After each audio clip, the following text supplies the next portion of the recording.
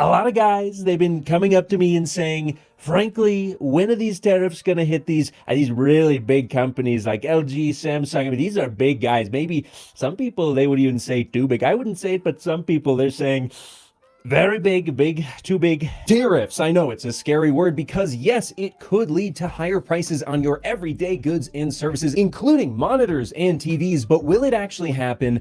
And if so, how much will impact monitor and TV pricing? And should you be buying one right now? Well, let's go ahead and discuss that in today's video because yes, tariffs just went into effect and it's having a big impact all over the world. Let's start right off with, do I believe that it will lead to higher prices on TVs and monitors this year? And I think the answer to that is, personally, I don't think so. Now, the reason as to why I say that, and I definitely could be wrong, so take this with a grain of salt, but my reasoning is, I believe that companies have already been making decisions long ago, knowing that this day would come, and it has actually already impacted their product lineups. And this is likely why I don't believe there will be a significant jump in prices in 2025 when it comes to tariffs and the impact that it could have on the final pricing you pay. Now, why do I say that? Well, take a look at some stuff, for example, like Sony's recent release of their new TVs, and you'll notice that they're being a lot more cautious. They did not release a Bravia 8 Mark II for the 77-inch size. They only did 65 and 55-inch sizes because those were selling the best. We also see LG has moved to, on their latest display technology, not only a better technology with their new 4-layer OLED stack, but it's also potentially, from what I'm hearing, significantly cheaper to produce. And I'm seeing similar things from every company across the board. We also didn't see a massive jump in the monitor technology when it comes to OLED this year,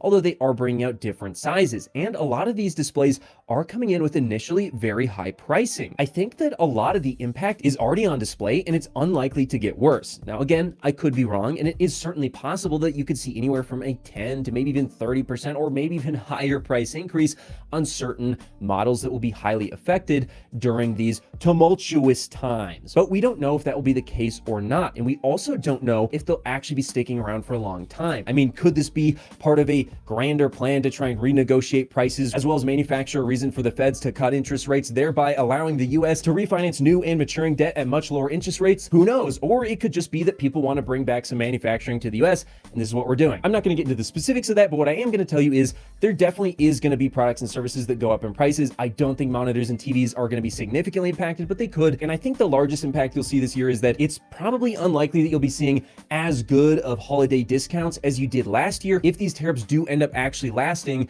for a significant amount of time, because, well, it's going to impact their supply chains as well as the price to bring in these new products, thereby eliminating some of that margin to go ahead and reduce pricing further when it comes to holiday time. So would I recommend rushing out and refinancing your home so you can go ahead and afford a brand new PC monitor or TV in 2025? Well, not so much. Here's the advice that I'll give you. Look, we don't know for sure, and nobody knows 100% what's going to happen. We can all make our educated guesses based on previous data, but at the end of the day, things could change in an instant. And so I would tell you, if you've been already planning on picking up a PC monitor or TV, you've been really thinking about it and you see a good price, I don't think it's a bad time to go ahead and purchase one now.